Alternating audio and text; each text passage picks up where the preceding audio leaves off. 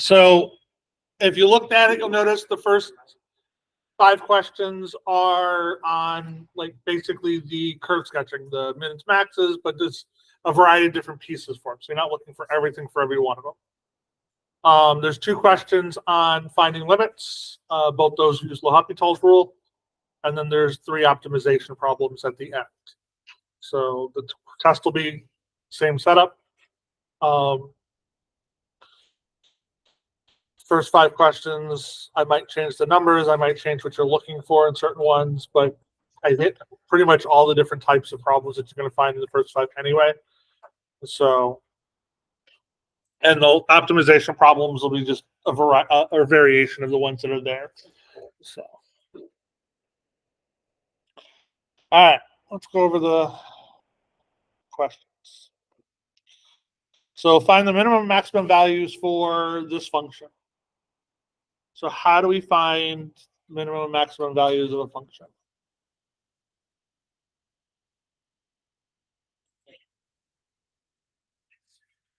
Okay, so we have to find the first derivative, and we're going to set it equal to 0.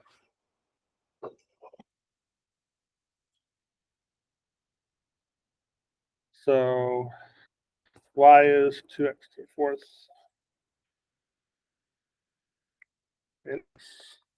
So y prime is what?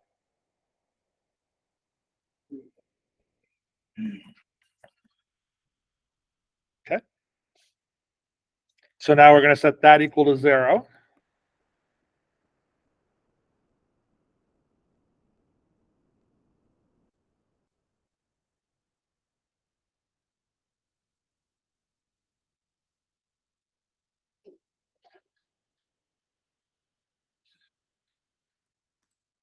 So I have a critical value at 1.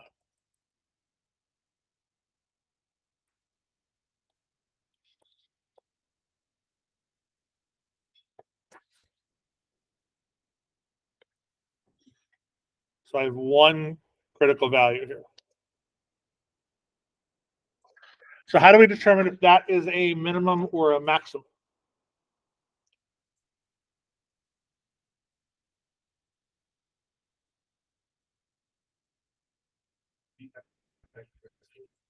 Could do that.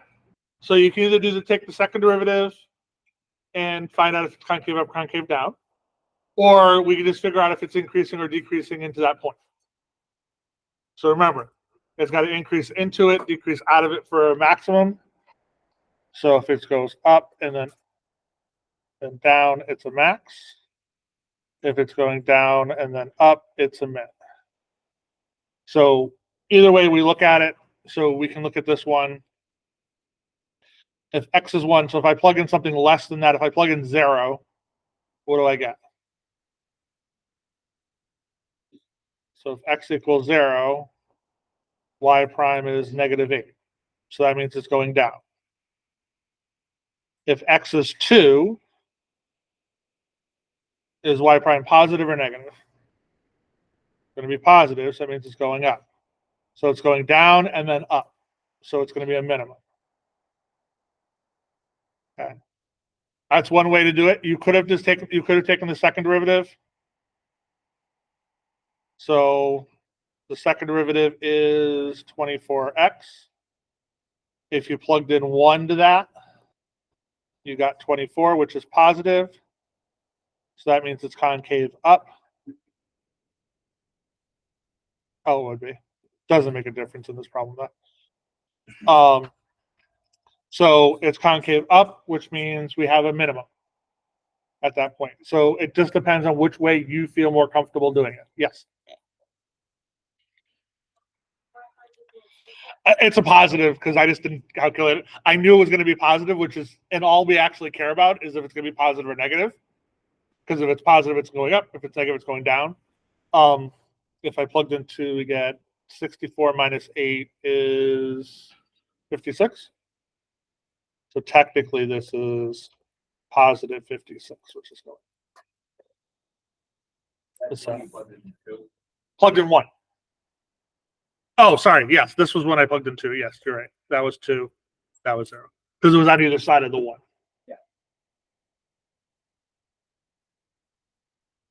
It's for this problem, it probably was just as easy to find the second derivative and plug in the number, because the second derivative was pretty easy to find. Some problems it's not going to be easy to find the second derivative, so looking for increasing or decreasing for the first derivative is probably going to be the easiest way to do it. They should come out to be the exact same. We now know this is a minimum, so if x is 1, we plug that in to the original problem. So y is going to end up being -6. So my minimum value is 1, -6. That's the minimum value. Yeah, we plug in 1 to the original problem to find the actual point on the graph.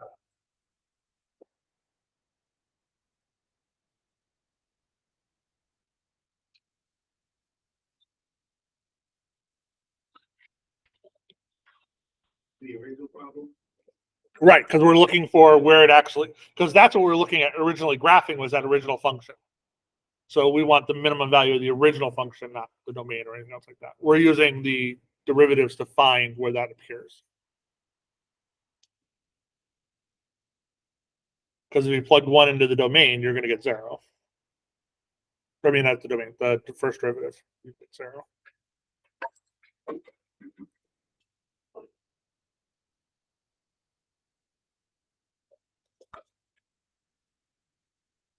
All right, any questions on that one?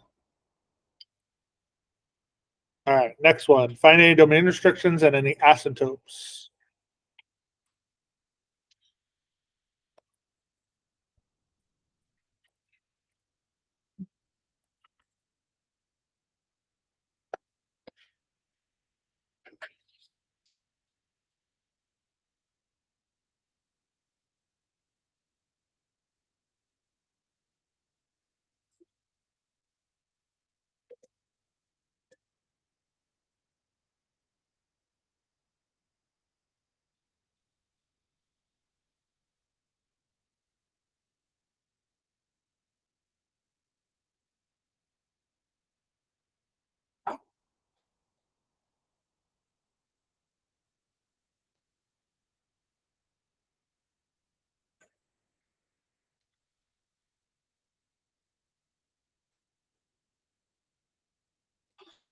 All right, so how would I find domain restrictions? Start with that.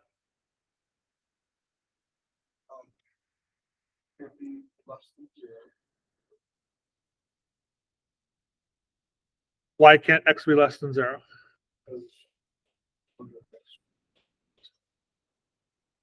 Okay. X can be negative. Well, if I make x -5, for example, what's -5 squared? Plus -10, which is what? Would that work? Okay. So remember, it's not the x has to be greater than 0 or greater than or equal to 0. It's what's under the square root has to be greater than or equal to 0. So x squared plus 2x has to be greater than or equal to 0. So let's set this equal to 0 and solve it. Because that'll find my points and then I can figure out where it would work. So factor out the x. So I have x equals 0 and x equals -2.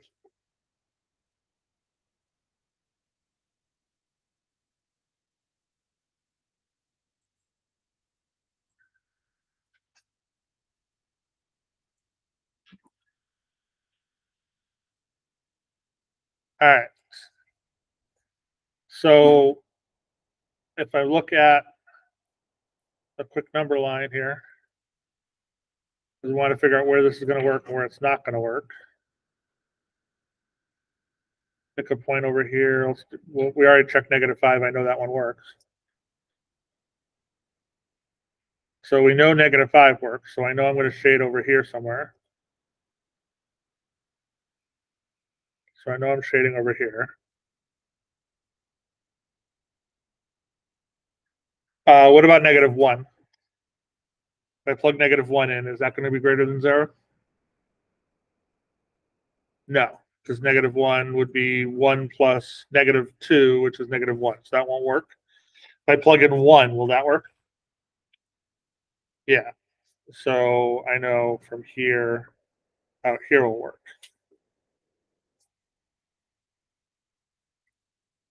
So my domain is -infinity to -2, and then 0 to infinity.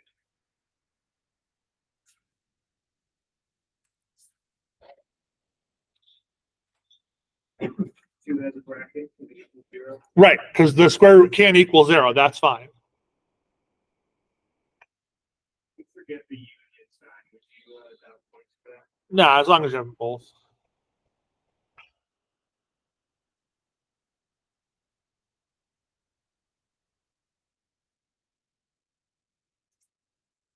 Okay. And remember, a lot of these you also can graph to verify your answer. So if we look at this graph, it's like, oh, it's going down to 2 there, it's starting at 0 there. That kind of makes sense. So you can use the graphs to verify your answer. I want to see this work on how you actually got the domain. So don't just say I graphed it and got the domain, because that kind of defeats the purpose of learning how to curve sketch. So I do want to see this work for that. All right. Are there any asymptotes?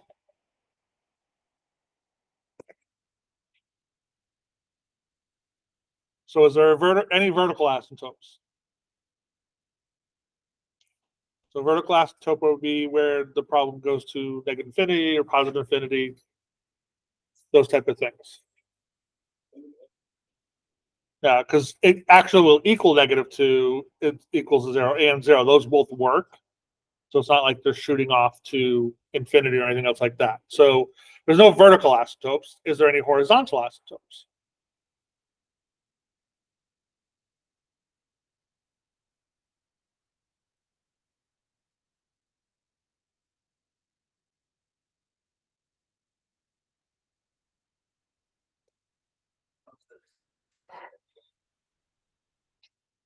So horizontal asymptotes are what?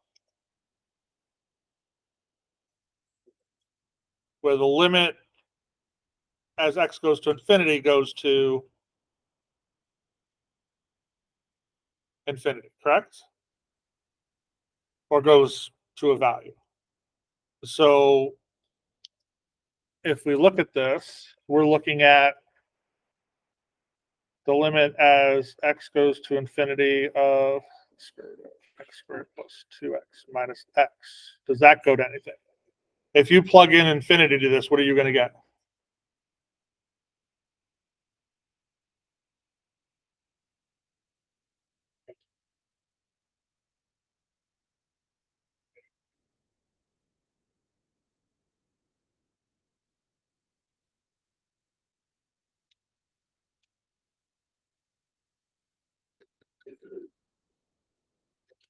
We'd actually get infinity minus infinity. What's that?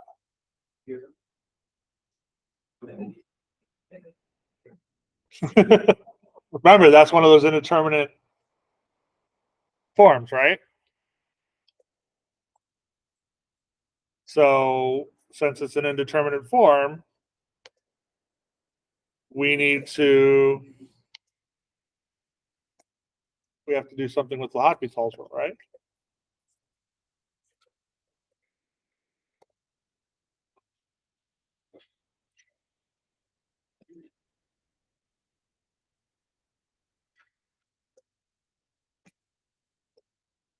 So, all right, what's the deal with L'Hopital's rule?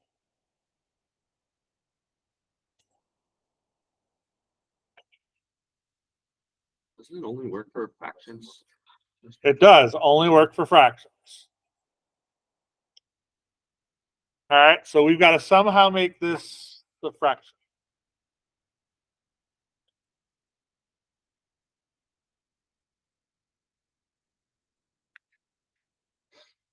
So we've got, Well, that's not going to help you much.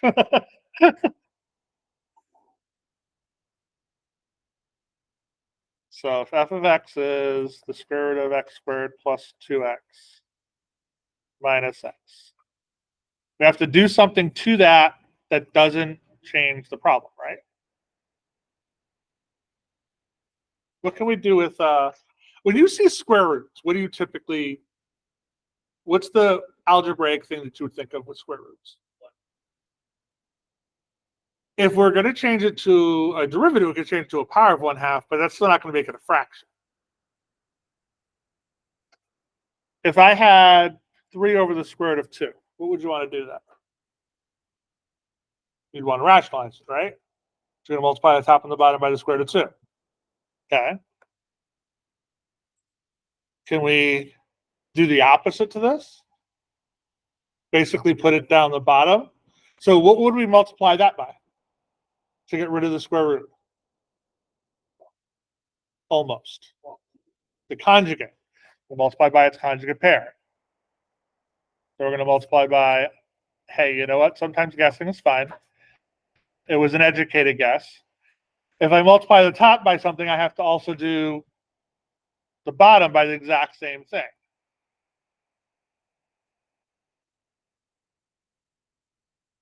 Because otherwise, I change the problem.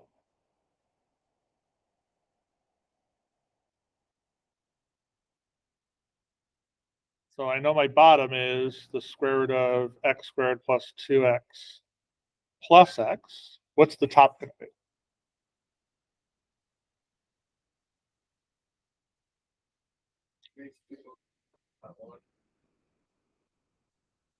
Yes, you're exactly multiplying by 1, because multiplying something by 1 doesn't change it, right? But I'm not using the number 1, so it does modify the problem, but it's not changing the problem, which is, that's the goal. So what would the top come out to be? So this is the difference of squares, right? Or the difference of, so basically the middle term is going to cancel out, so I don't really care about the middle term. So I end up getting x squared plus 2x. That's the first part. Minus x squared, right? Because square root of x squared plus 2x times the square root of x squared plus 2x is just x squared plus 2x. X times x is x squared. So this becomes just 2x because the x squareds cancel out. Square root cancel out. Well, the square root, so when I multiply the square root of x squared plus 2x times the square root of x squared plus 2x, that's the square root of x squared plus 2x squared, right? Which is just x squared plus 2x. Since I'm multiplying the conjugate pairs, the middle terms cancel out. So I didn't have to worry about my middle terms. That's the goal, because if I have a middle term, then it's not really going to help me much. I'm still going to have that square root. All right.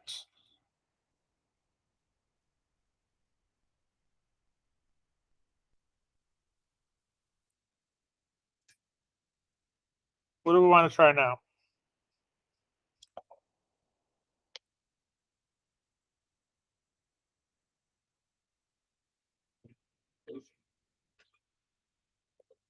So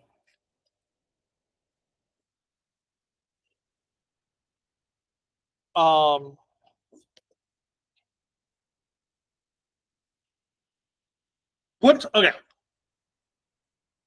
What was my goal when I was, why am I doing this?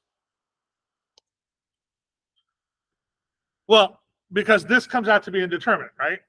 So we're thinking, okay, it's an indeterminate form. I got to somehow use the L'Hopital's rule.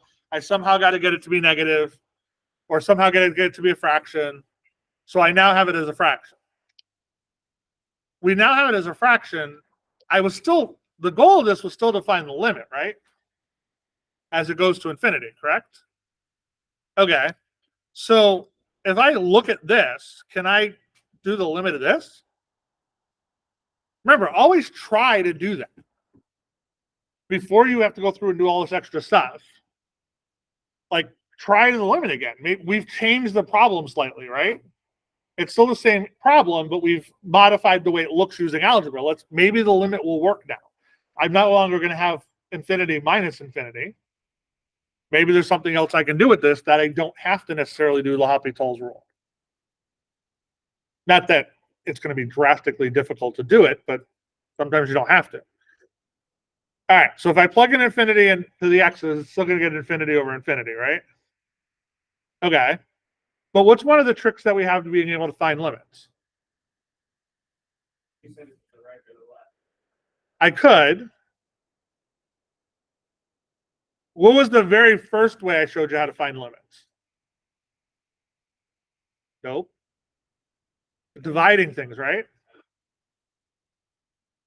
If I divide everything by like x or whatever else, things can disappear. Makes my life a little bit easier. So if I divided everything by x,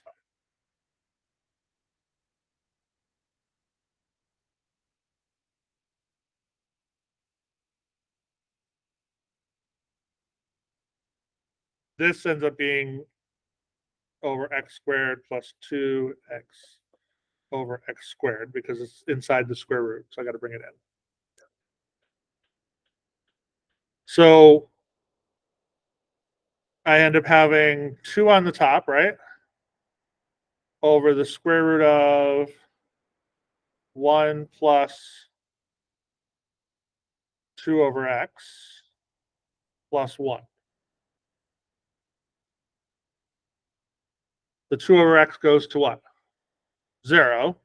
So this ends up being 2 over 2. X over x. X squared over x squared. Oh, you divide by x squared. Because I have to put that x inside the square root, so it becomes an x squared.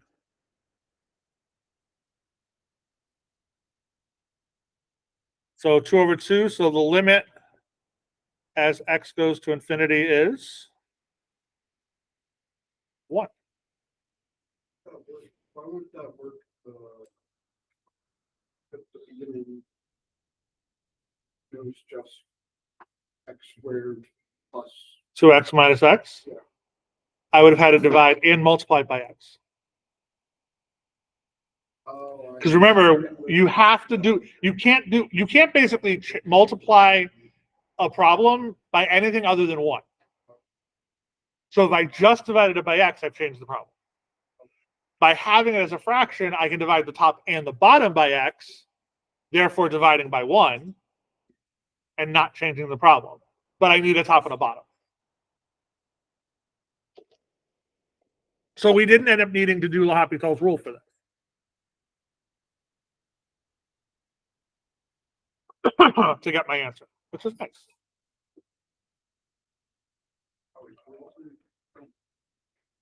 So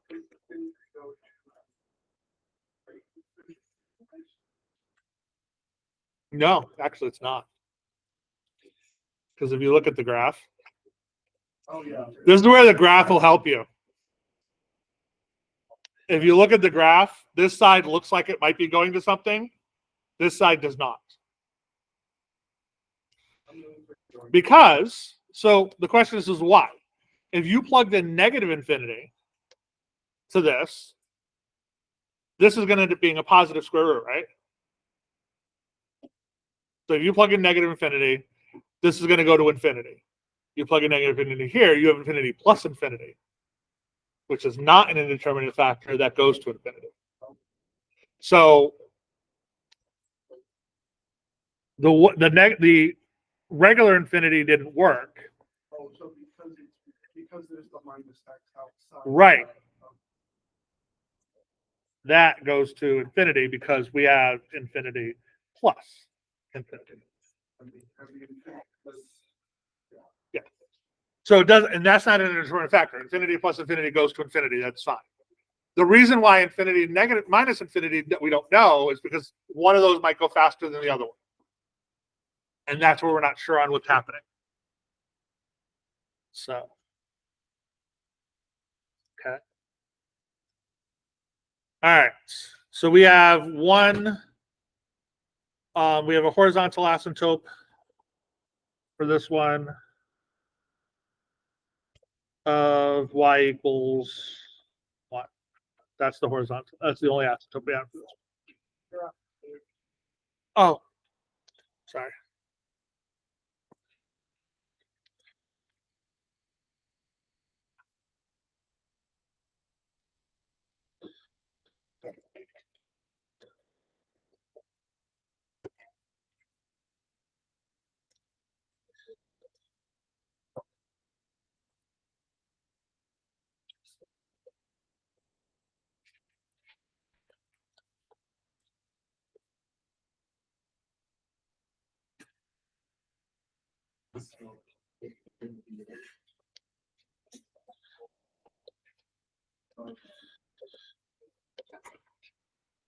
All right. Any questions on this one?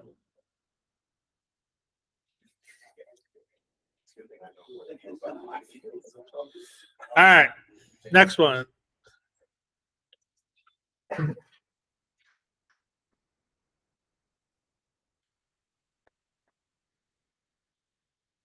So we want to find the domain, and then over which interval the function is concave up and concave down.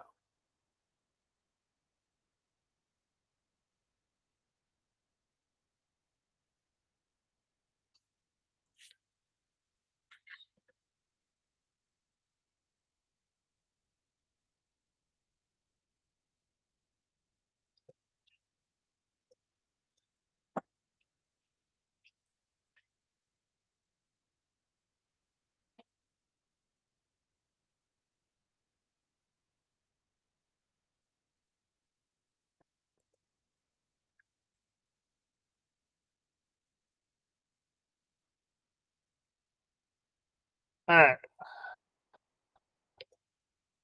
So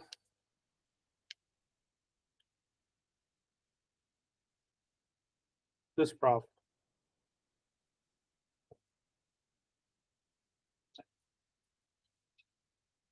What's the domain?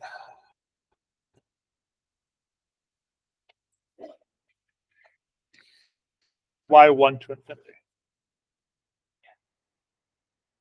I take the natural log of 1/2. Okay.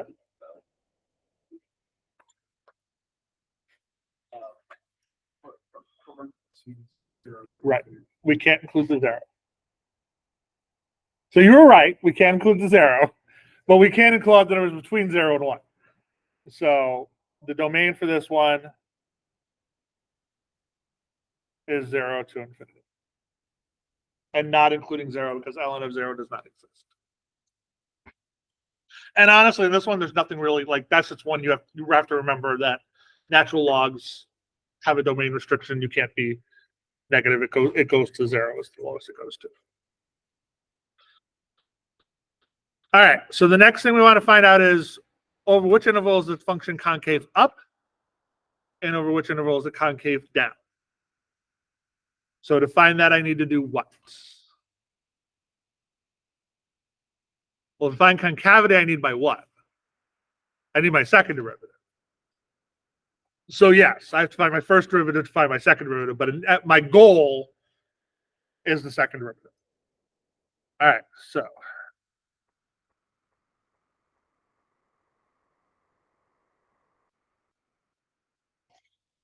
all right, find me my first derivative.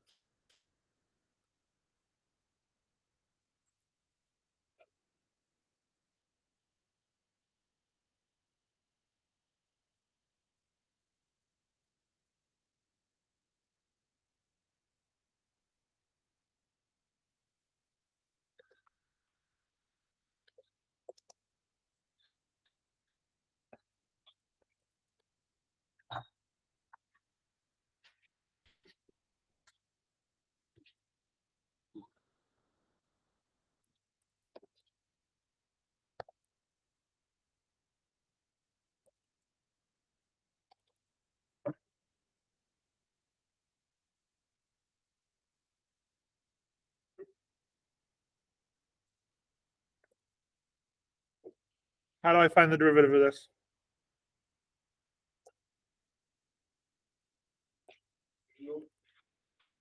I do have to do the chain rule. What else do I have to do?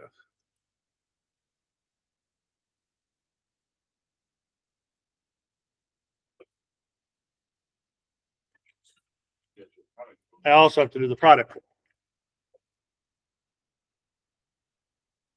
All right. So product wise, so x goes to 1, right? Ln of x squared. That's where I have to do the chain rule, right? So what's the derivative of ln of x? 1 over x. Then times 2 ln of x, right?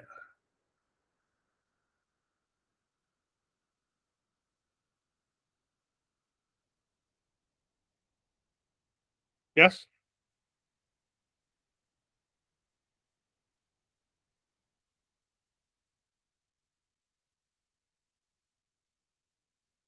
That's the product, right? That's so the derivative of x is 1. The derivative of ln of x squared is what's the derivative of ln of x is 1 over x times I bring down the 2 just like it is the power. So that's where the 2 ln of x comes from. So what's the product rule states I have to do? It's the derivative of the first, right? Times the second. So that's 1 times x ln of x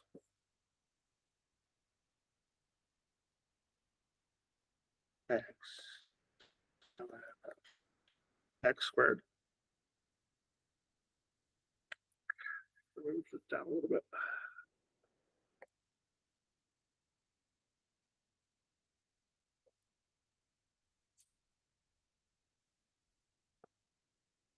Plus the derivative of the second, which is 1 over x 2 ln of x times the first, which is x, right?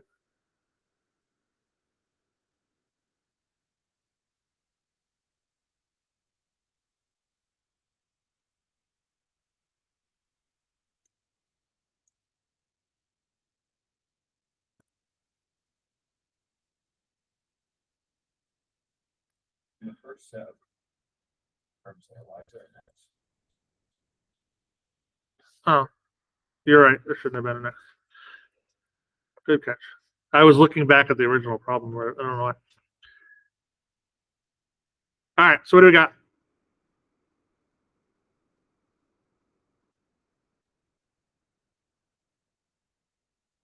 So ln x squared plus, nope, the x's cancel out because I have 1 over x times x.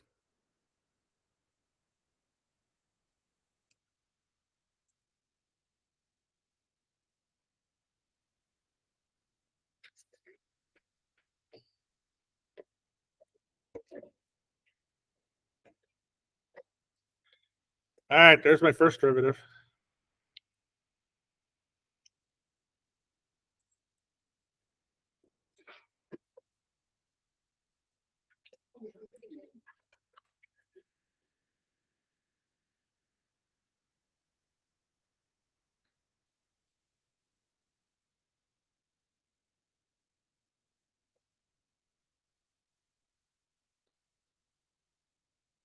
All right, find my second derivative.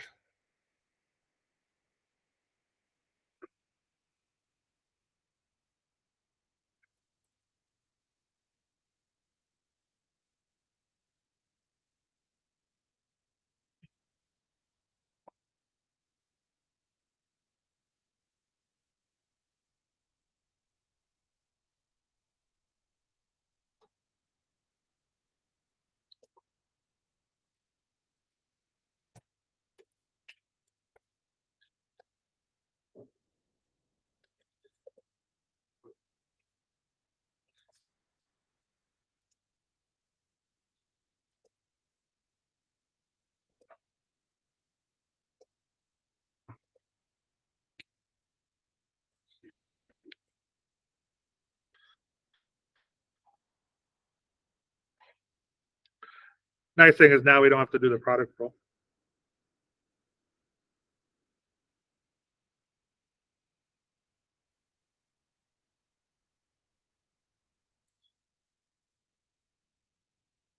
And we already have the derivative of ln of x squared.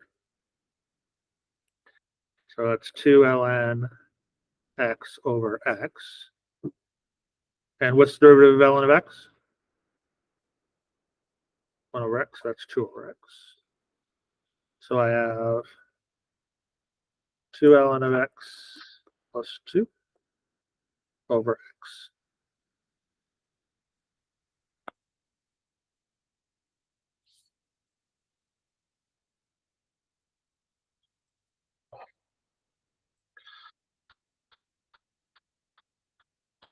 All right, what's next?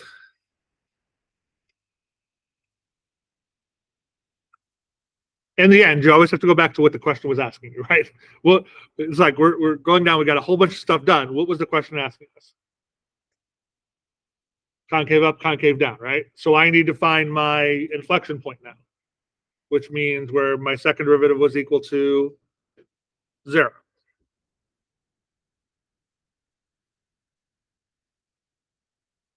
So I have 2 ln of x plus 2 divided by x equals 0. Can the bottom ever be? Yes. Good. That's okay.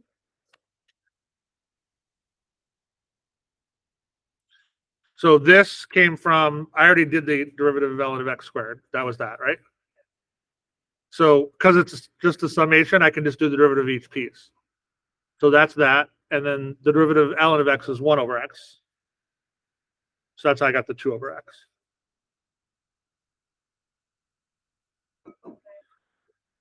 I don't have to do the product rule or anything else like that in this one.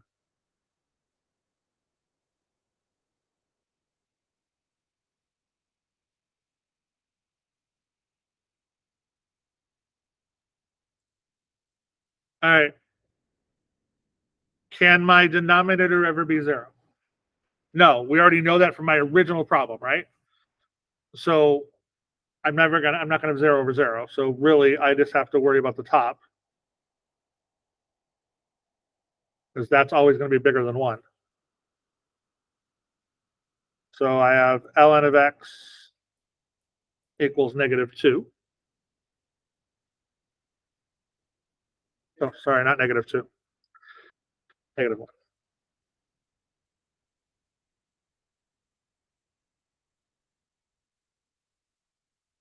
Okay. How do I solve for ln of x? How do I get rid of the ln? Huh? e to the -1 equals x. Right. Put both sides to e. So x equals either the -1 or 1 over e.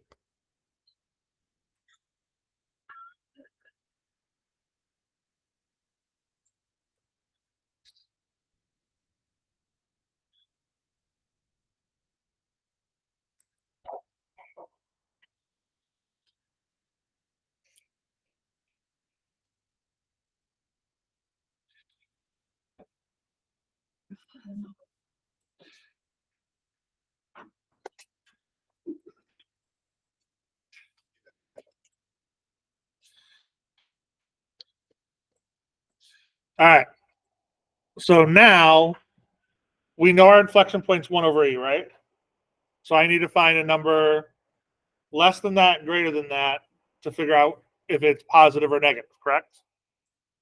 So what I would do is, remember, Desmos works really well. So if we set x as 1 over e, it gives me 0, which it should, correct? So now just pick a number that's less than 0.3. So let's do 1/4. Can I use 0? No. That was why I didn't do 0. So if you had plugged in 0, you'd have gotten undefined. So we have to pick something that's less than 0.3, but not 0. So 1/4. So at 1/4, my equation is negative. And then I got to pick something bigger than 1/3, right? So let's do 1/2. And at 1/2, it's positive. That's the whole second derivative problem. Yeah, that's my second derivative, and I'm just plugging numbers into that. Because, and this is, we're using the second derivative because I want to figure out where it's concave up, concave down. So I don't have to go back to my original function at this point. I just need to know if my second derivative is positive or negative. These are not easy ones to plug in with the ln and fractions and everything else. So using a calculator to help plug those numbers in is useful. And the first thing I did was I plugged in 1/e to figure out what that number was. Because I doubt anybody in here knew what 1/e was off the top of their head. So by plugging 1/e, I noticed it was 0.36. Okay, so I just need a number lower than that and higher than that. And that's why I used 1/4 and 1/2, because those were on either side of that number. So what I would want to see on your paper, so I know what you did, is when x equals 1/4, y prime is negative. When x equals 1/2, y prime is positive. I don't need the exact number. I would like to know which numbers you plugged in and what the answer came out to be. So in this case, it's concave down. In this case, it's concave up. So concave down is from 0 to 1/e. And concave up is 1/e to infinity. This right here, why is it 0 and not negative infinity? I can't go less than 0. That was my domain. It was the very first thing I looked at. So that's something I'm going to be looking for to make sure you recognize it. That's why I had you find your domain first. Because it can't be concave down if the problem doesn't exist. Okay? So it's down from 0 to 1/e, and it's up from 1/e to infinity. And it also can't be concave up or down at the inflection point. The inflection point means it's both at that point. That's why it's a parenthesis and not a bracket.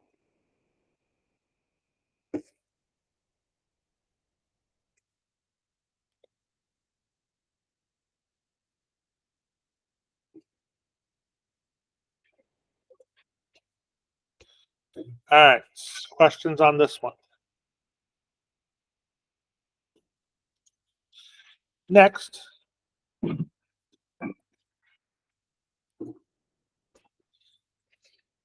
That is supposed to be a 2/3.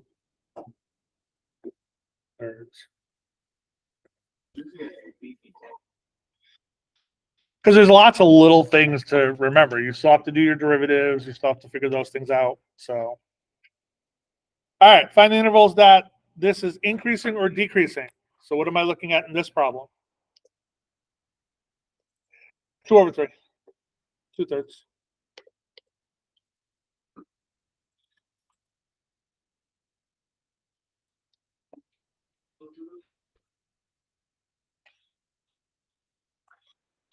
Okay, we're looking for our first derivative.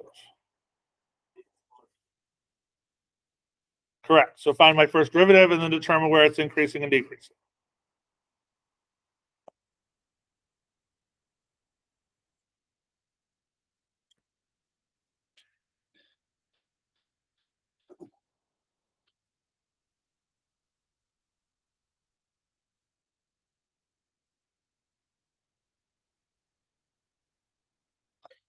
So this is, what do I got to do for this one? Product rule. So x to the 2/3, the derivative of that is what?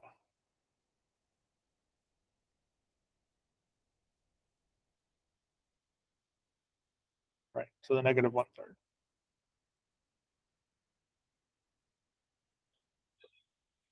X minus 6, the derivative of that is?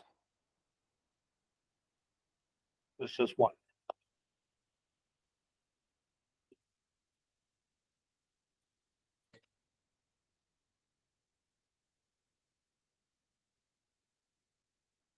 All right, so it's the derivative of the first.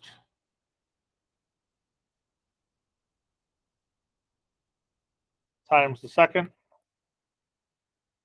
plus the derivative of the second times the first.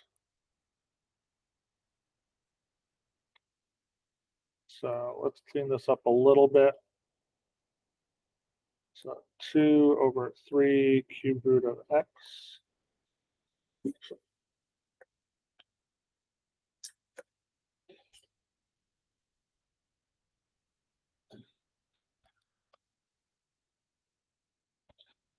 Plus x to the 2/3.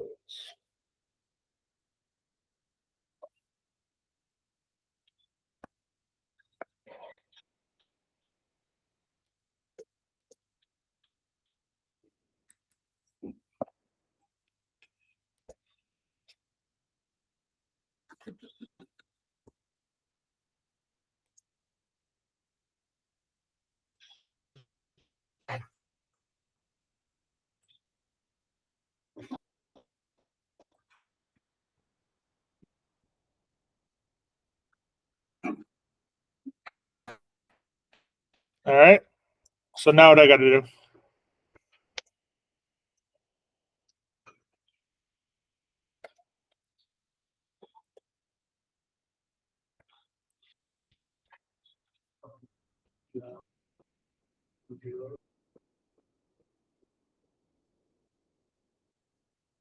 So find the zeros. Okay. How do I find the zeros? All right. So we've got to find, right. So let's set this equal to 0. So I have 2x minus 6 over 3. Actually, I'm going to change this to 1/3. I think it's going to be easier to work with 1/3.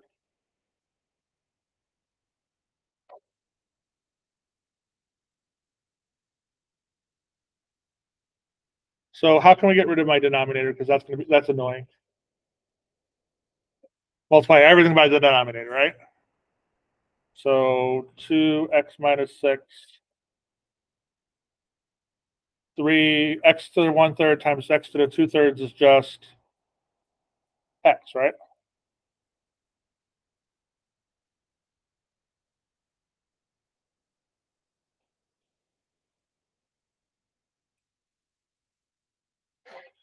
So I have 2x minus 12 plus 3x equals 0. So 5x equals 12. So x equals 12/5.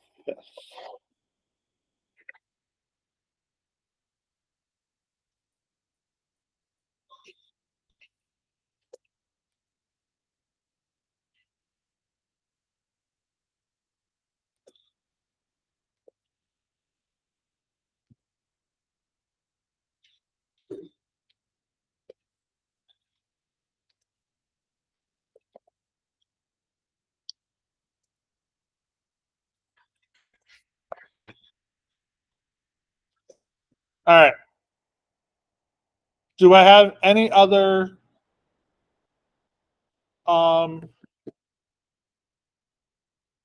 critical numbers?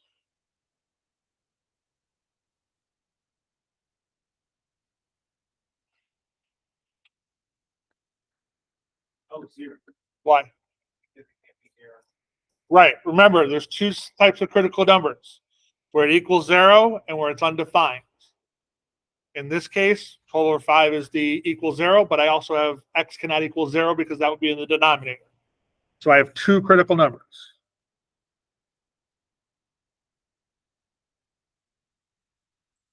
So set up my number line.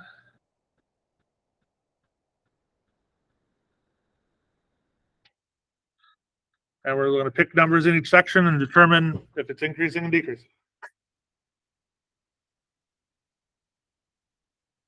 So, yeah. Now, again, this one is not nearly as hard as the last one, but putting it into Desmos makes your life a little bit easier, your graphic or your calculator. So we're going to plug in, what did I say? -1, 1, and 3. So -1, it is positive.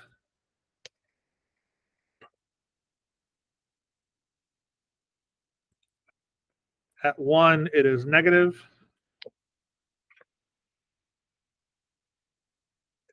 And at 3, it is positive.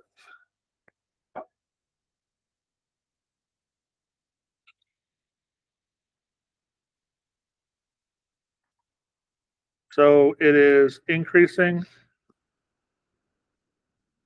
from negative infinity to negative or to 0, and 12/5 to infinity. And it is decreasing from 0 to 12/5.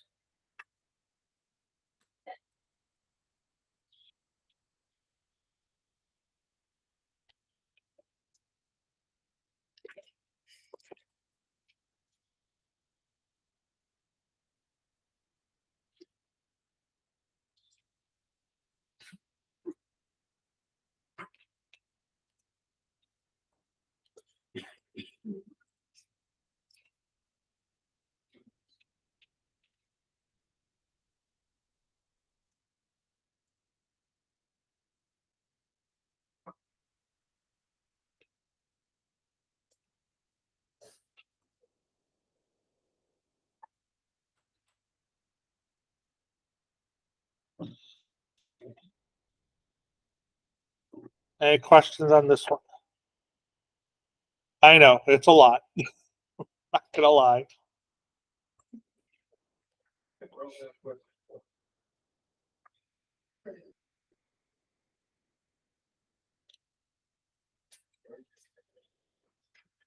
All right, next one.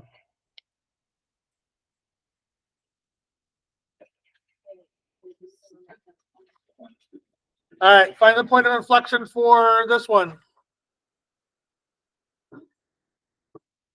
What am I looking for? Which would be, so, okay. So yes, I'm looking for a point of inflection. Good answer. How do I find the point of inflection? I find my second derivative. So let's find the second derivative of this one.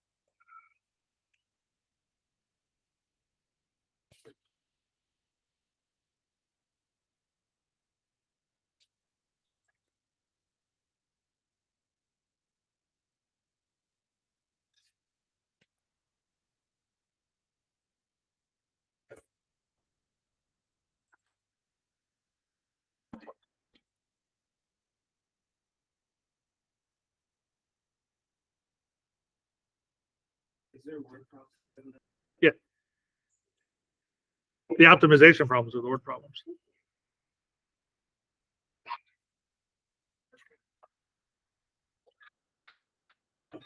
All right, what do I gotta do this now that I've got my second derivative?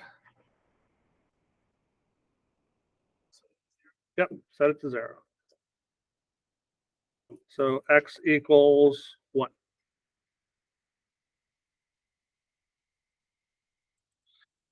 So then to find my point of inflection, I have to take that and plug it back into the original problem. Okay, to find my y. So 1 to the third is 1 minus 3 minus 6 minus 3.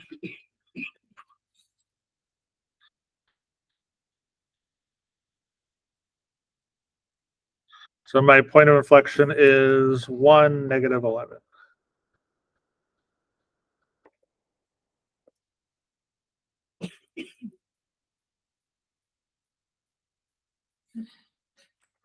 After the first 4, this one was easy.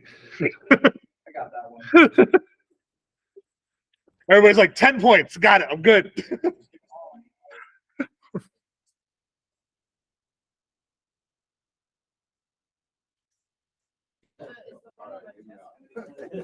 Huh? Yeah, some of them will be.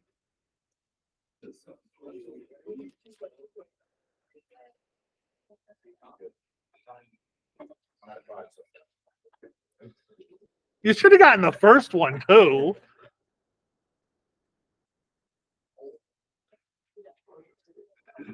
All right. Next 2. 6 and 7. L'Hopital's rule.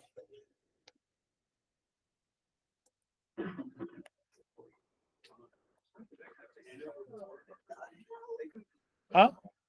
Which one did it go to? Pi over 4.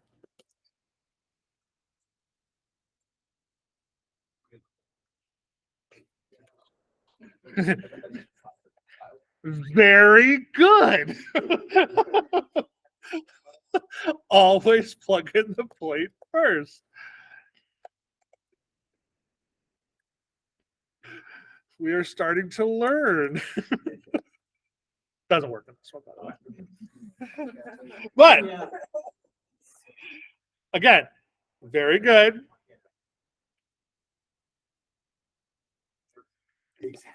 It won't be worth it if you don't think it's gonna work.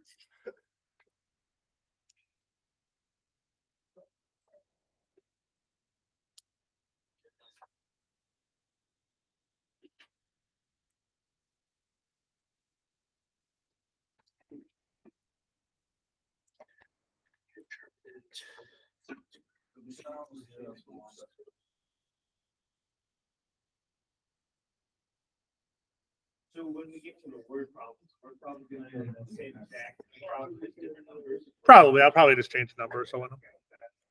All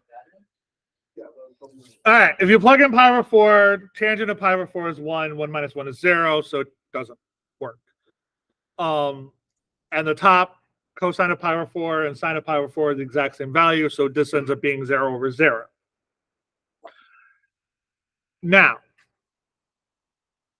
0 over 0 is an indeterminate form, right? So we could do L'Hopital's rule for this.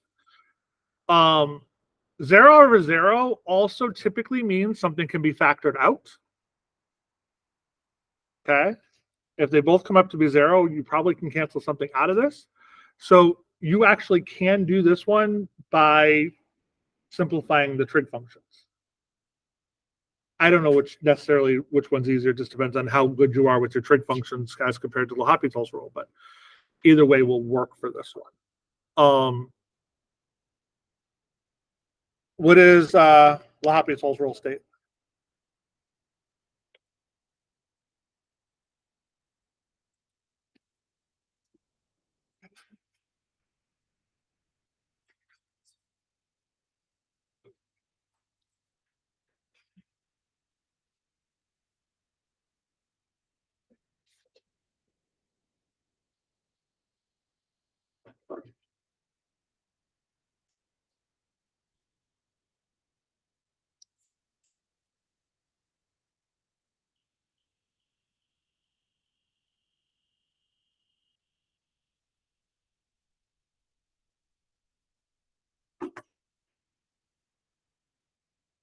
What do I got to do for L'Hopital's rule? Huh? L'Hopital's rule is actually one of the easier ones. You're just doing the derivative of the top and the bottom. So L'Hopital's rule is derivative of the top, derivative of the bottom. So what's the derivative of cosine of x minus sine of x?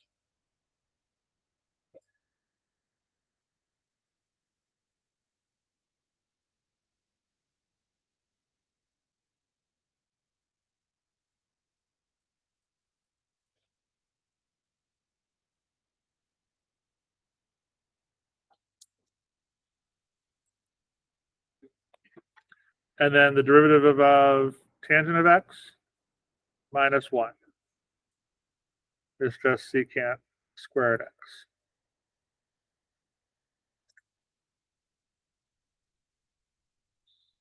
Now, if I plug in pi over 4, what do I get?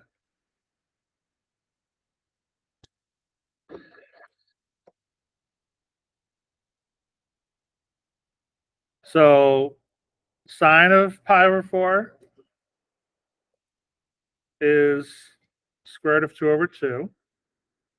Cosine of pi over 4 is square root of 2 over 2. Secant is what? Secant is the inverse of cosine, right? I'm just doing the actual things. So secant's the inverse of cosine. So secant of pi over 4 is 2 over the square root of 2, which is just square root of 2.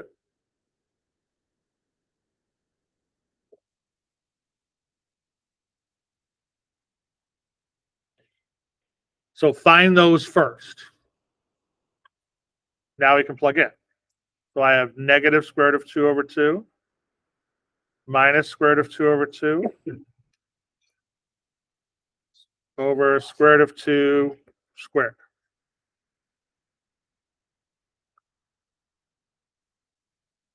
So this ends up being just negative square root of 2 over 2.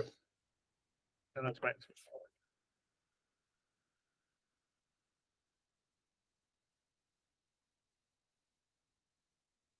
Did you plug all that into the calculator? That's what's in for you. Probably will not give you negative square root of 2 over 2. It's going to give it to you as a decimal. And that's the point. You want it. Yeah. But look at how I did it. Like this is one of those ones where like these two here, you should know. As long as you know those, the problem's simple. Like I'm picking ones that are easy for you to find, not that they're going to be like insanely complicated to find. Secant squared. Yeah.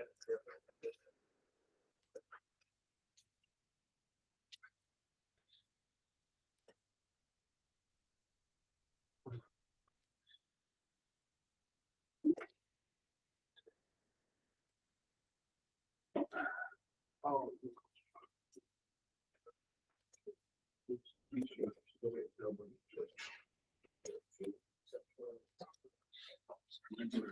And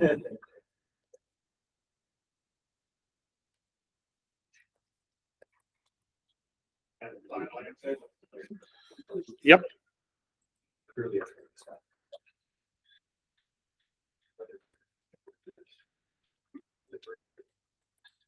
All right. Yes. That would be pi over 4. That would be. You're gonna use pi over 4. Yeah.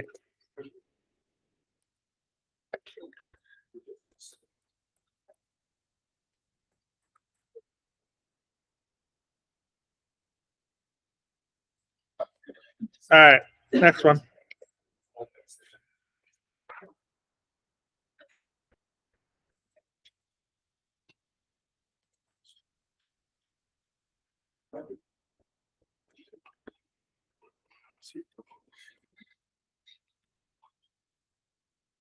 What's sine of 0? Remember, always plug in the number first. What's sine of 0 is 0.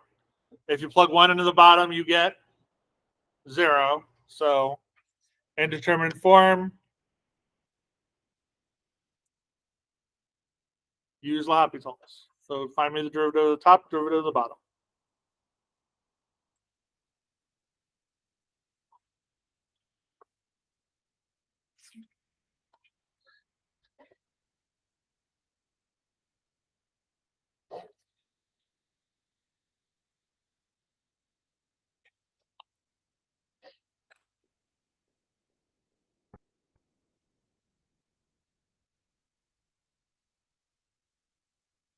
What's the derivative of the top? Cosine exponential. It's cosine of x minus 1.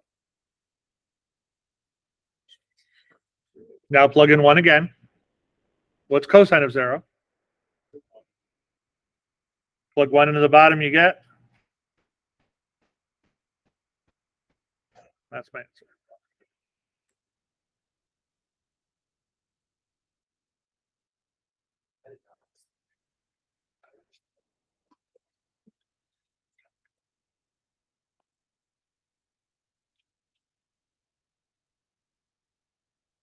You plug in 1 twice.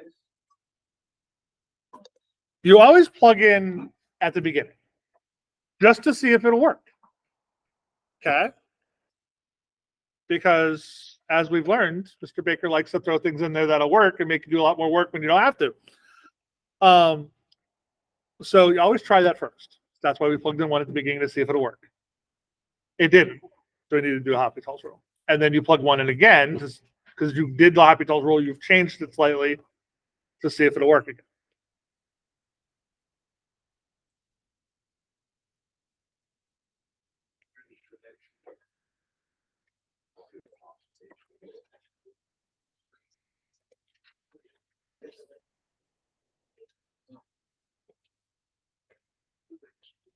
All right. On to the word problems.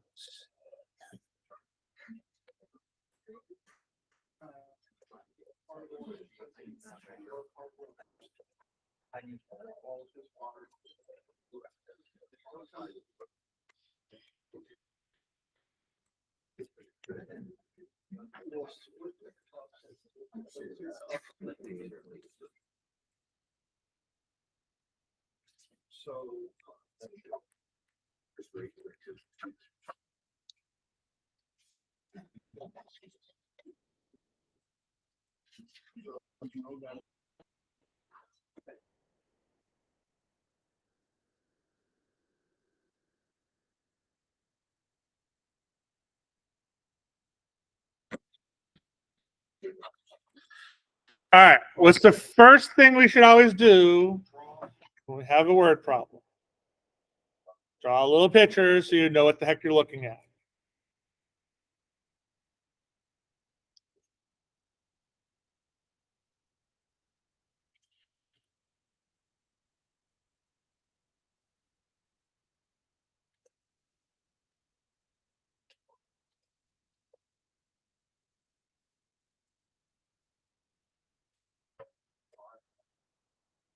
So there we go.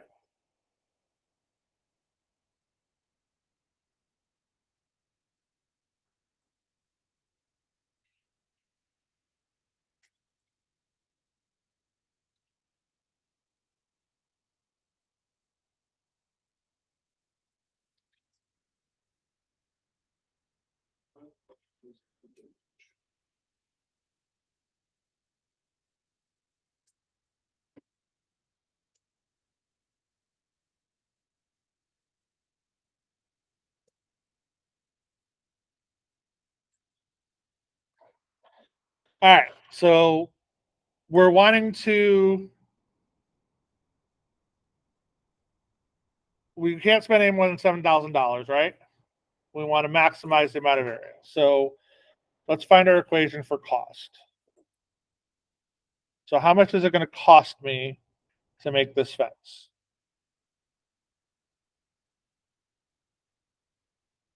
Huh?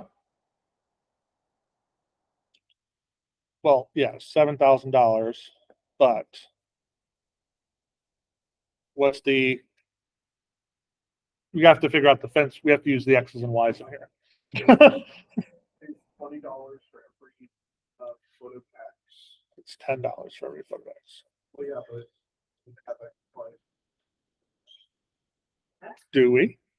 Isn't he splitting the cost? He's splitting the cost of this west side. So for that side of the fence, it's only costing him how much? $5. So 5X. How much is it costing him for Y? 10Y. And how much is it costing him for this one? 10X.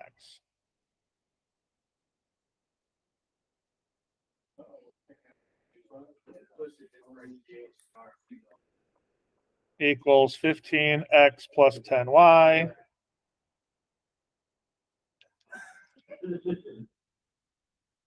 We can easily solve this one for Y.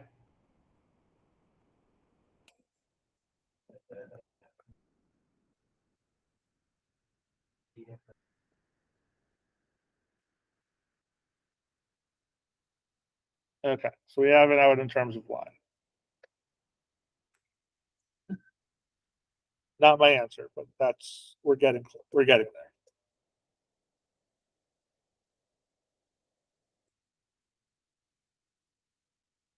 All right, what are we trying to maximize?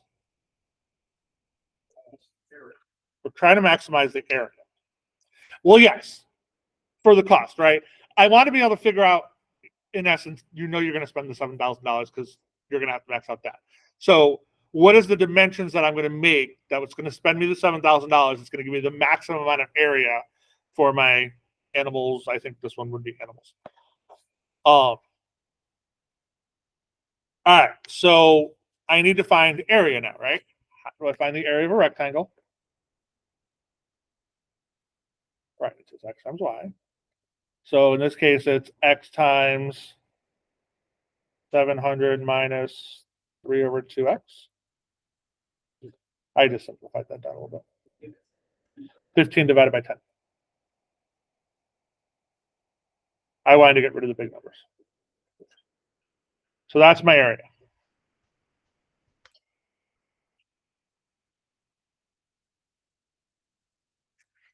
Which, since you know you're going to have to do some kind of calculus in this problem, probably a derivative, because that's all we've been talking about, really. I probably would distribute that so you don't have to do the product rule.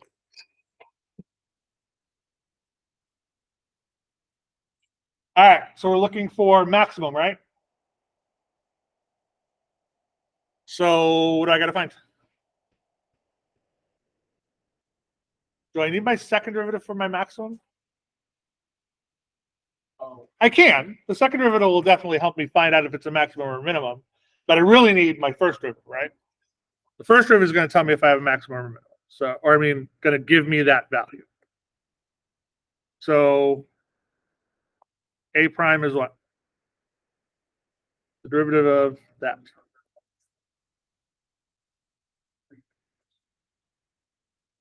Yeah.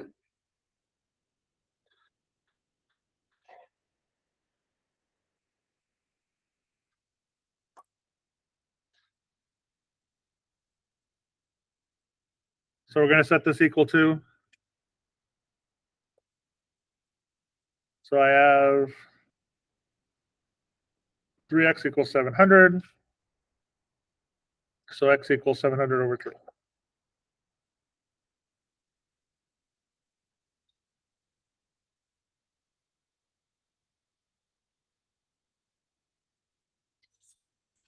Which is what's 700 over 3? 233 feet. We'll round this off.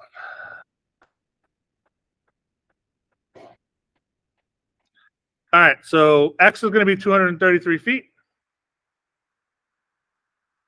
So then y is going to be what?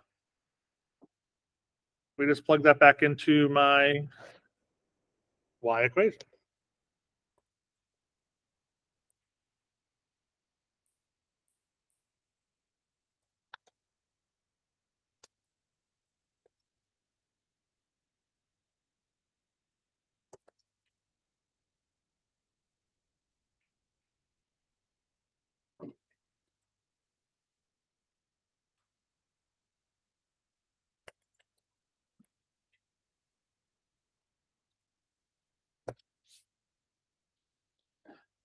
And we get 350 feet.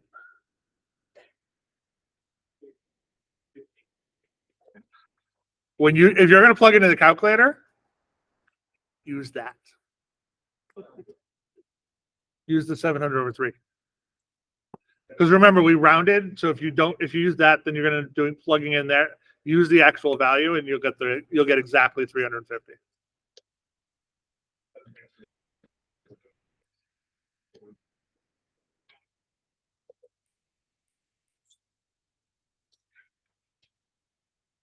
All right. So they wanted the dimensions for the maximum, right?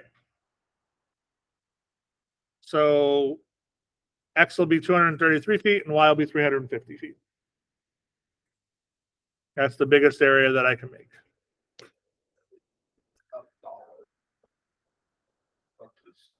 Yeah, because I rounded. Because he's not going to be able to buy 0.3 of a fence.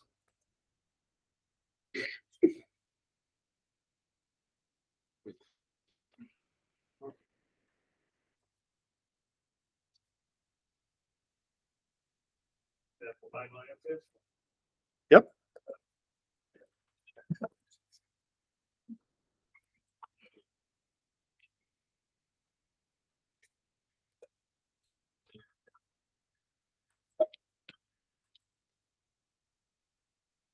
All right.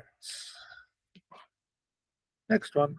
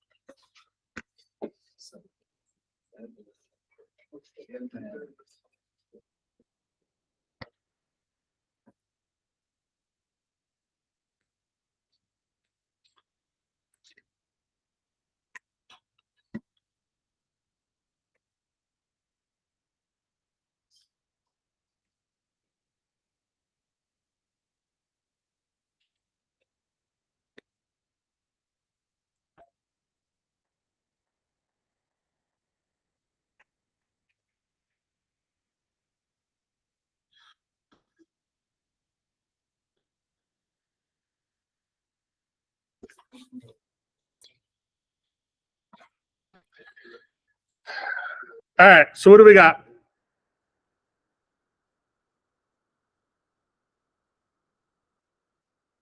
They tell us my perimeter is 8, right? So how do I find my perimeter of this shape?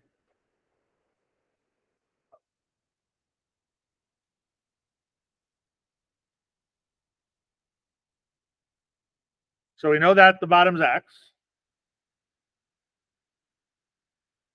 So if you think about it, we have a rectangle here, right? So that's would be X and Y. And then we have a half circle up here. How do I find that part?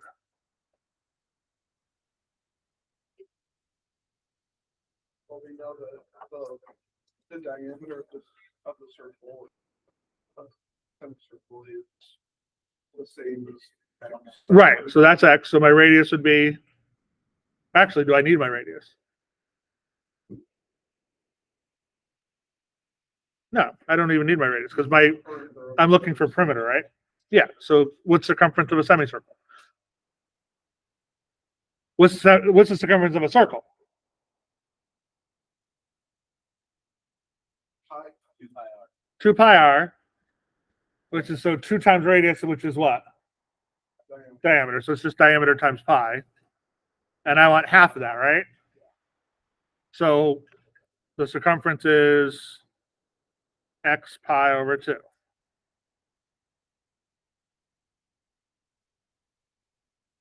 So my perimeter is going to be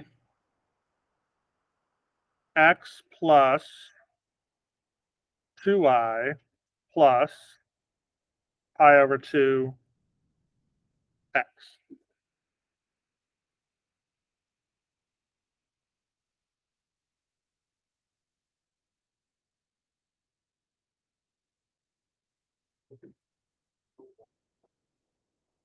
So let's solve this for y. So I have 8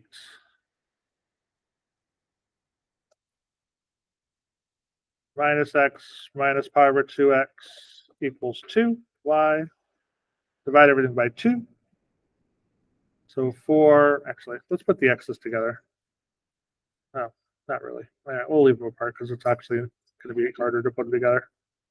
So 1/2 x minus pi over 4x equals y.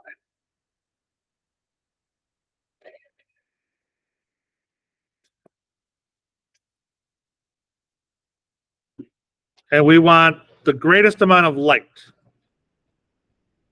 So that would be, what are we looking for? The maximum what? Area. Because the biggest the window is going to be, that's the maximum area. So we're looking for area.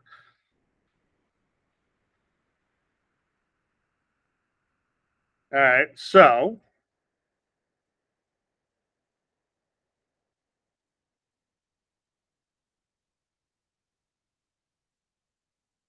we have the area of 2 things we got to deal with, right?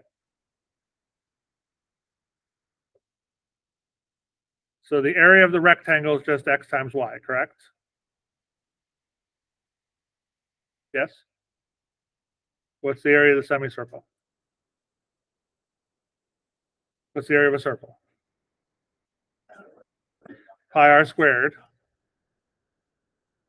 So we're going to cut that in half. So what's the radius of that circle?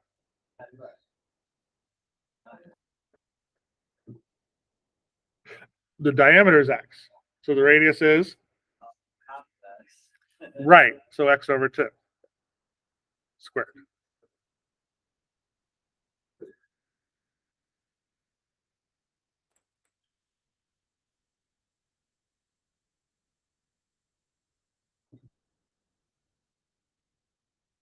So the only thing I got to replace is the x, or maybe the y. So I have x times 4 minus 1/2 x minus pi over 4 x plus pi over 2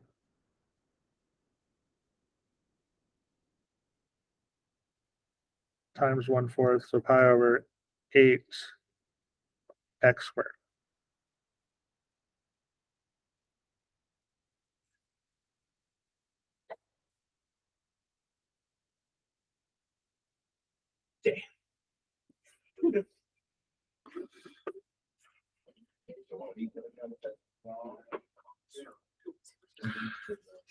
I got to find my what?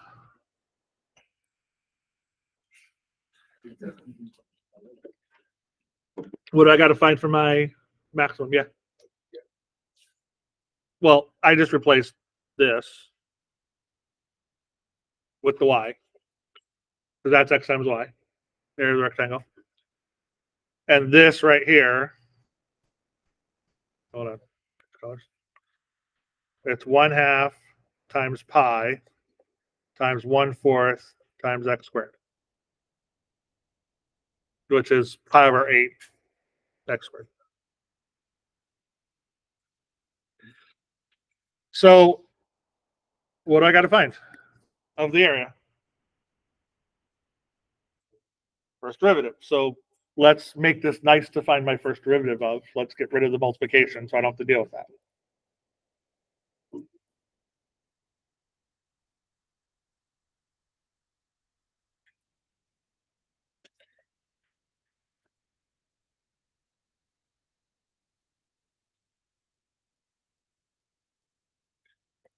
So a prime is 4 minus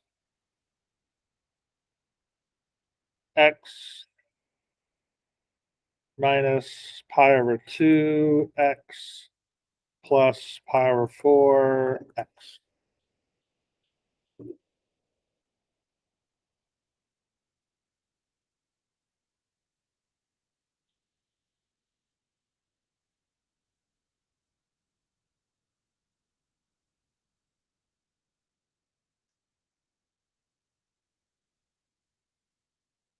Can I put all that together? So I got -1 minus pi over 2 plus pi over 4, right? Which is just -1 minus pi over 4.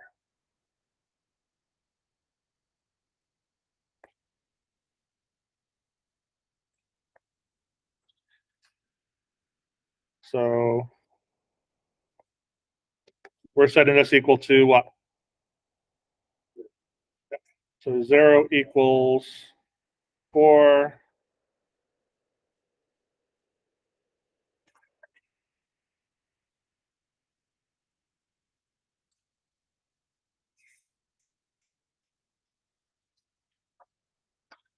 So minus the 4, and then divide. So -4 over -1 minus pi over 4 equals x. So I can get rid of all my negative signs.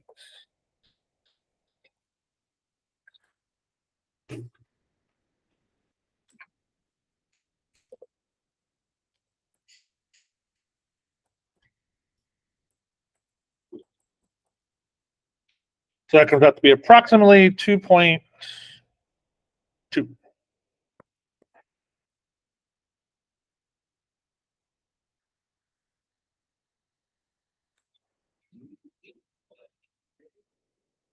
Nope, that's x.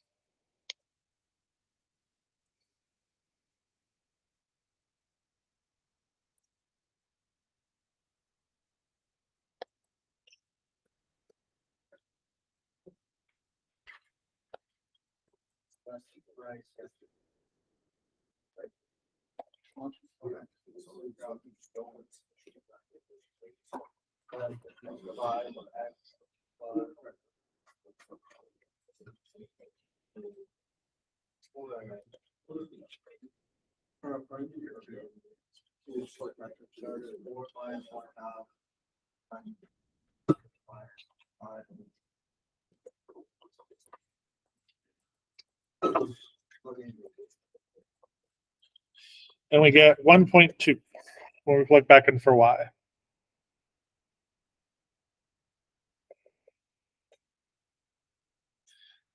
So those are my 2.2. You're plugging the x in. So remember we had the equation y equals, right? Plug x back into the y equation.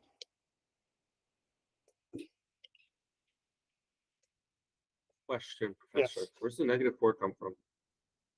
I moved to +4 over. That over there. Thanks. For this one, are you gonna do the same type of problem? Yeah. I said, I'm not going to make these way more complicated. I think they're complicated enough.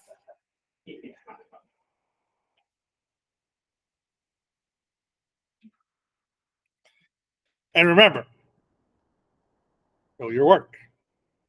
Get partial credit.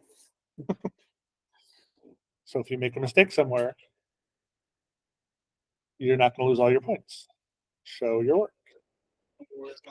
And this one will have a picture. It's going to have the picture of the window. Because I'm pretty sure nobody in here knows what a normal window is off the top of their head. I sure do. But they're windows that you see in a lot of houses. So, huh? Well, it does. But, yeah, I'm like, it does. But,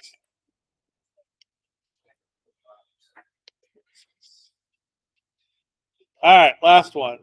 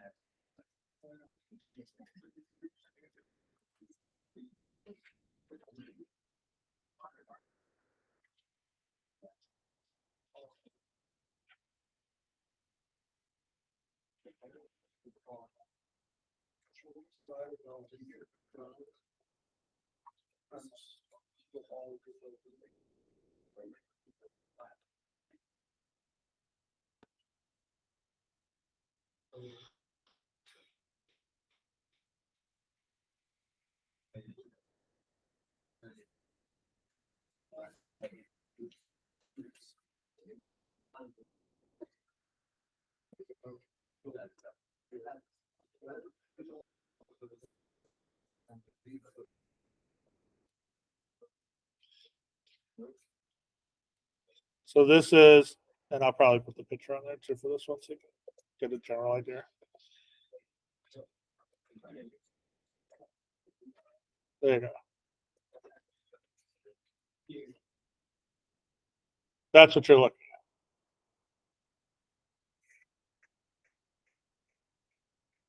at. So what's the shortest ladder that you'll need, that you can have to reach the building? I'll probably put the picture on there. I don't think I'm putting the picture on there for the barn one. I think that one you should be able to figure out. But I'll probably put the picture on there.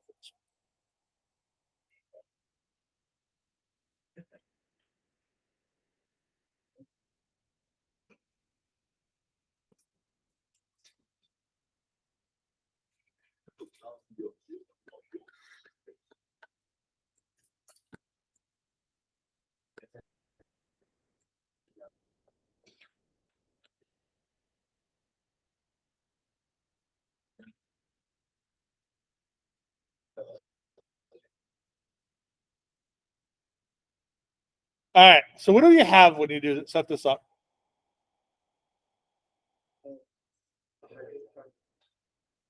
Yep. Okay. We're looking for the ladder, right? Okay. Which shapes do we have? We have triangles. We have right triangles. Good. So that means we can use all our trig stuff. Okay. So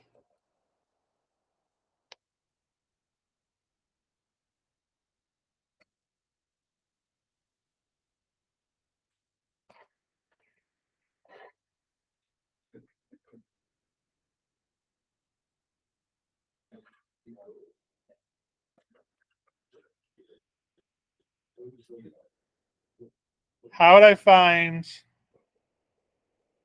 the blue length?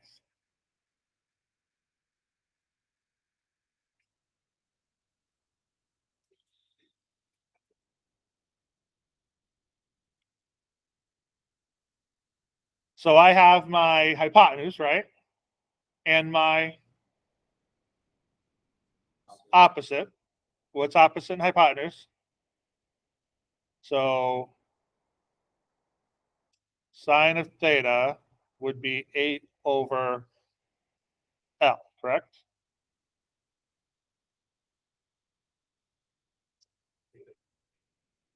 I don't know theta, you're right. So how could I make this so my variable's not on the bottom?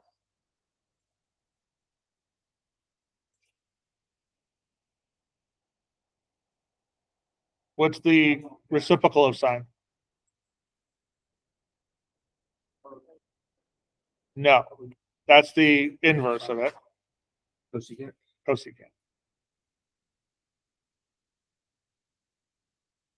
L over 8. So I have 8 cosecant theta equals L.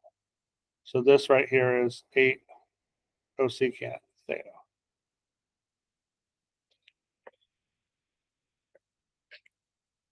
All right. So what about that L?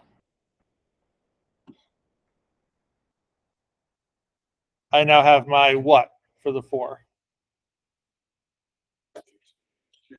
That's my adjacent and my hypotenuse. So that would be cosine, right? And if we wanted to flip this one over, what's the reciprocal of cosine? Secant. So this one ends up being for secant theta equals L.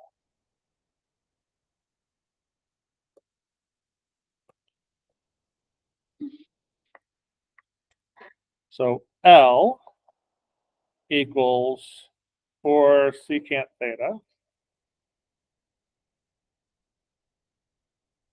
plus 8 cosecant theta.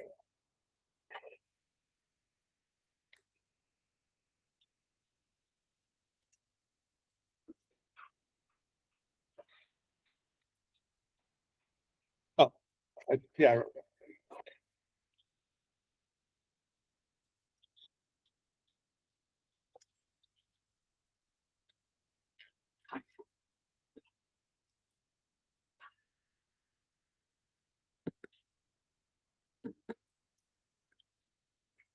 All right.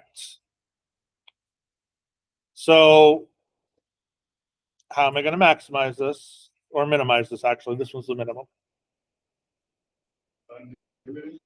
Find me my derivative.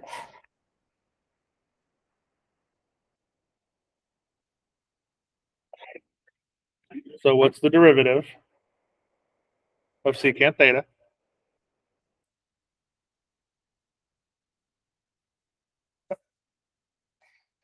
So this is for secant theta tangent theta.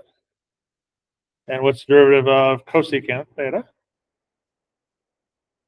Cosecant, cotangent. Cosecant cotangent.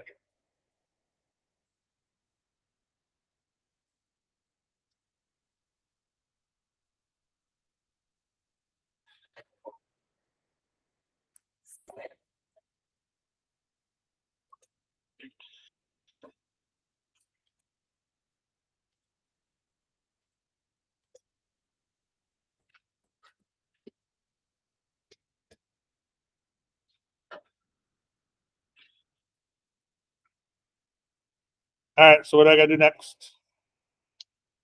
Oh wait, I messed up one thing. It's negative.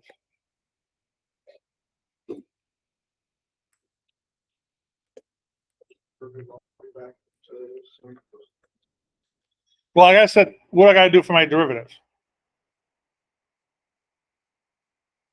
Set it equal to 0. So this has got to equal 0, right? So now I can take the 4 secant theta tangent theta equals 8 cosecant theta cotangent theta.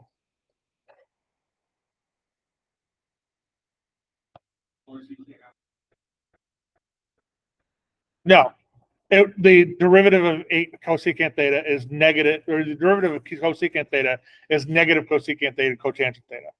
That's why it became negative.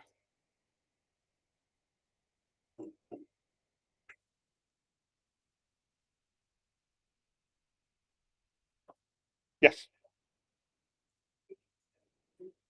Because the derivative of cosecant theta is negative cosecant theta cotangent theta. That's why I changed that. All right, so we're here. Why don't we get all our trig stuff to one side and our numbers to the other side? So secant theta tangent theta over cosecant theta cotangent theta equals 2.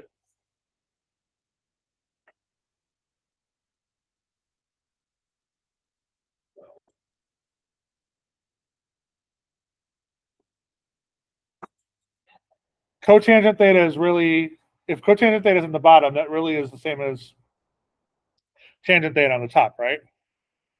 So this can become just another tangent theta on the top. And secant over cosecant is really just, that's cosine and sine, right? What's sine over cosine? Another tangent. So this is really tangent to the third theta equals 2.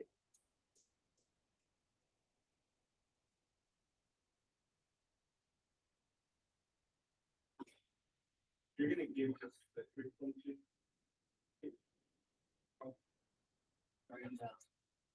Those you should know. And I would have given you the unit circle, but I don't think you really need it for this one because I'm only going to use pi over 4.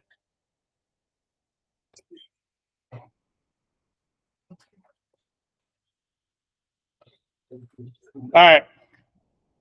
What do I got to do?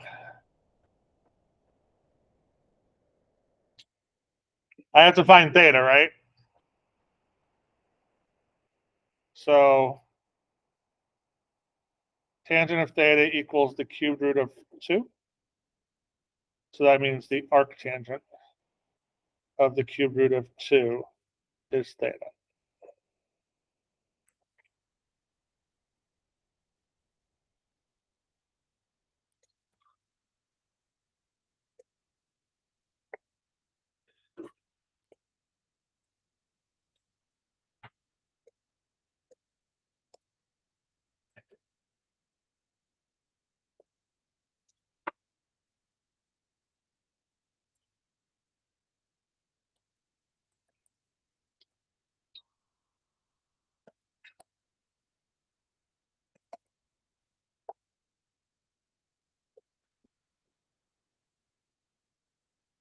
All right. So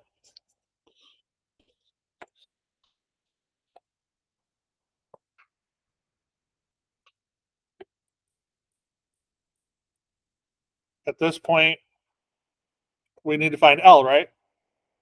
So I'm going to plug it in, and Desmos yells at you because it doesn't like secant and cosecant. So we've got to change this to sine and cosine.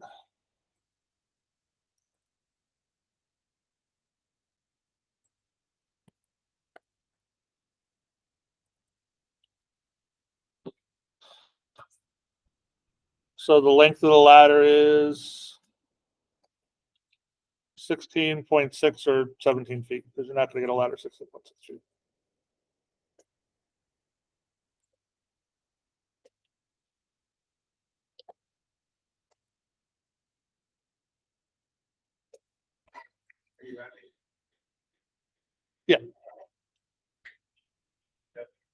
No, it'd be 17 feet.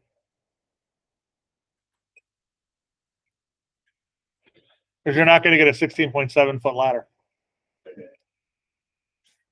the one that said, how many decibels you have to exact one. I don't think so. Oh, it does say 2 decimal places. That'll be gone. 17 feet. I'll actually say round it to the nearest whole number. Yeah. No, you're not gonna have to have the ladder. No. Yes. Huh? This was in radians. I don't think it actually matters. If you did it in degrees, it'll still come out to be the same answer. Because you're converting it. So yeah. Yeah. See, like here, that's in degrees, that's in radians. The answer comes out to be the same either way. So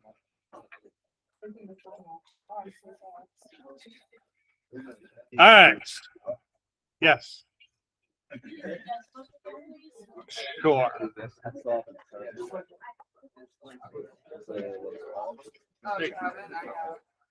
Because it doesn't like so secant. So you got to flip it over.